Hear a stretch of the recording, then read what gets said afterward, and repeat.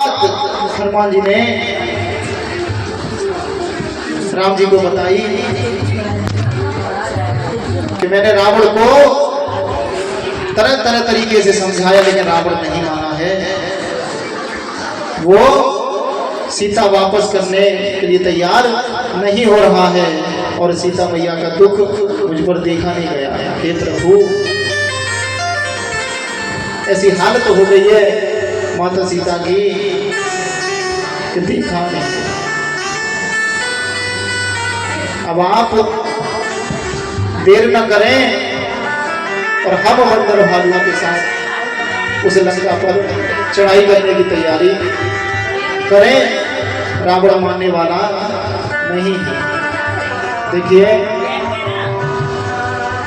जब हनुमान जी सीता मैया के पास गए तब पहले तो सीता मैया ने बेटा बोला है हनुमान जी को, और अजर अमर का वरदान भी सीता मैया ने हनुमान जी को दिया है।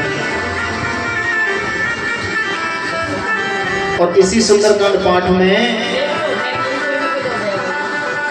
हनुमान जी को अनपायनी भक्ति का भी वरदान मिला है। जो भक्ति हनुमान जी ने की है वैसी भक्ति आज तक न किसी से की न कोई आगे कर सकता है। सीता मैया के पास गए तब सीता मैया ने बेटा बोला, और जब राम जी के पास आए हैं तब राम जी ने भी बेटा बोला है। इस सुंदरकांड पाठ की यही विशेषता है कि हनुमान जी के द्वारा राम जी के हृदय की बात सीता मैया तक और सीता मैया के हृदय की बात राम जी तक पहुंचाई।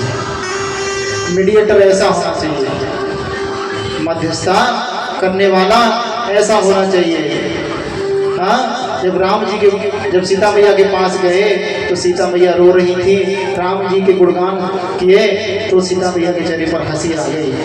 हाँ, और इधर राम जी को जब सीता मैया की हालत के बारे में बताया तो राम जी हंस रहे थे, और जब सुना तो ऐसे वो भी रो रहे।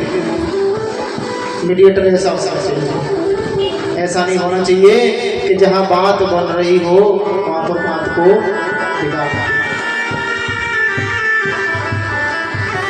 राम जी ने ये तक कहा कि हे हनुमान, जो तुमने मेरे ऊपर उपकार किया है ना, मैं उसका ऋणी रहूंगा, मैं उसे कभी चुका नहीं सकता।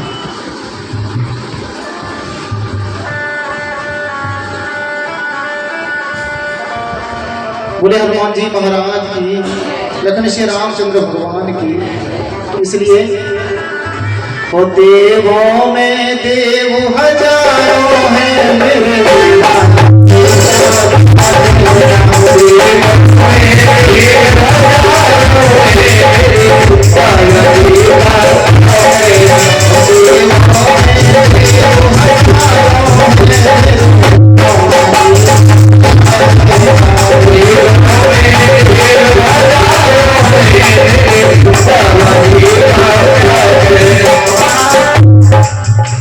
म्यूजिक वाले भैया थोड़ा सिर बजाएंगे। मैं इन भक्तों से कहना चाहूंगा, उनकी भक्ति का क्या कहना, इनकी शक्ति का क्या कहना। बोलो,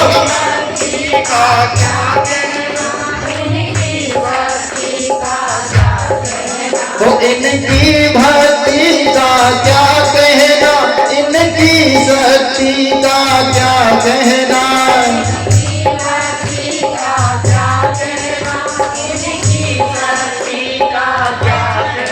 हो दुनिया में, हो दुनिया में, दुनिया में देव हजारों हैं।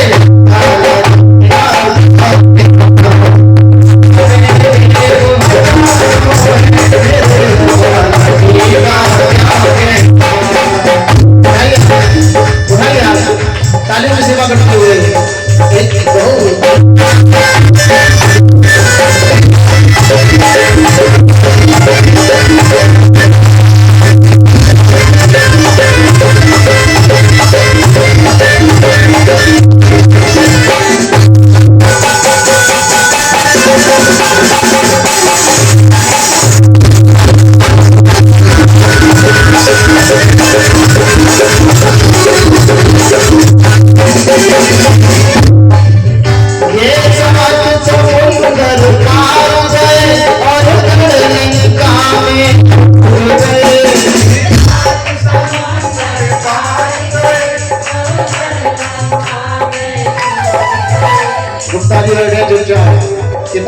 और पढ़ो संग हैं? ये सात समुंदर पार गए और गढ़ लंका में कूद गए।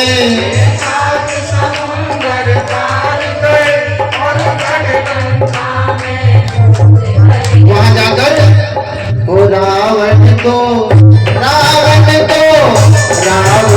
डराना चाहते हैं।